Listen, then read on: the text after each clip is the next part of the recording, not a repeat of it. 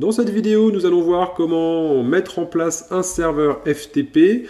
Serveur FTP qui permet notamment d'envoyer et de recevoir des fichiers à distance. C'est le principe d'un drive qu'on utilise couramment actuellement. Donc dans cet exemple, nous avons un réseau domestique dans une maison avec deux ordinateurs reliés à une box. Cette box est reliée à Internet. Et nous avons donc un serveur appelé Drive qui nous servira de serveur FTP connecté également à Internet. Et en dernier, nous avons un smartphone qui se connecte à Internet via les données mobiles. Donc nous allons commencer par configurer le serveur FTP en double-cliquant sur la station Drive et je vais pouvoir activer dans les applications serveurs le serveur FTP. J'accède ensuite au paramétrage. Mon serveur est déjà actif. Il ne me reste qu'à ajouter des comptes, par exemple un compte que je vais appeler compte 1 avec comme mot de passe 341 et je l'ajoute. Je valide. Mon serveur FTP est actif et configuré. Il ne me reste qu'à m'y connecter, par exemple, depuis un poste de la maison. Donc, c'est le PC 1, par exemple. Donc, un clic droit et j'accède au client FTP de ce poste. Je vais créer une arborescence par défaut. Cette arborescence par défaut contient un disque SSD C2 points ainsi qu'un disque dur D2 points. Je vais maintenant me connecter au serveur FTP que j'ai configuré précédemment en rentrant les différentes informations. Donc d'abord l'adresse IP du serveur 204.1.1.2, le nom du compte, l'identifiant du compte qui est compte 1, ainsi que le mot de passe avec 4.1. Je vais pouvoir ensuite m'y connecter. Donc une requête est faite d'abord avec le nom d'utilisateur vers le serveur FTP, puis le mot de passe. Et il ne reste ensuite plus qu'à lire le contenu du dossier qui va maintenant s'afficher dans dossier distant. Donc pour l'instant, dans mon dossier distant, j'ai un dossier image et quelques fichiers index.php et favicon.ico. Je vais maintenant créer sur mon disque dur des 2 points un nouveau dossier, par exemple, que je vais appeler document.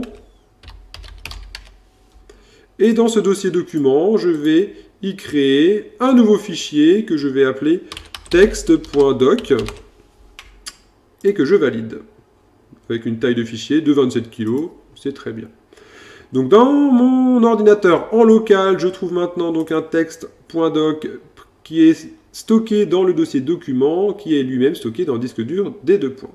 Je vais envoyer sur mon serveur FTP, donc sur mon drive, ce document texte que je viens de créer. Pour cela, je vais d'abord créer sur mon dossier distant un nouveau dossier que je vais également appeler document. Donc une requête de création de dossier est effectuée.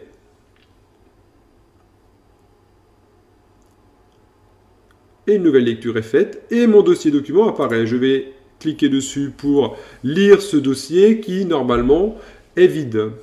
Donc il est bien vide puisque rien ne s'affiche sur la zone du bas. Il ne me reste plus qu'à envoyer le document texte stocké sur mon ordinateur vers mon drive en faisant un clic droit sur le texte et en sélectionnant envoyer. Le fichier est ainsi envoyé sur mon serveur FTP.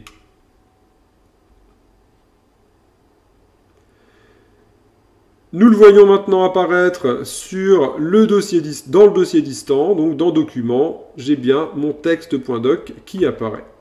Je vais maintenant pouvoir me déconnecter et j'aimerais récupérer ce fichier qui est stocké dans mon serveur FTP à partir de mon smartphone. Donc je vais sélectionner client FTP sur mon smartphone. J'ai déjà une arborescence que j'ai créée un peu avant. Et donc, je vais me connecter à mon drive.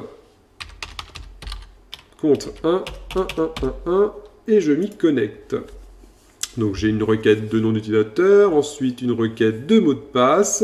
Et ensuite, je vais pouvoir lire le contenu de mon dossier distant qui va bientôt s'afficher. Le voici.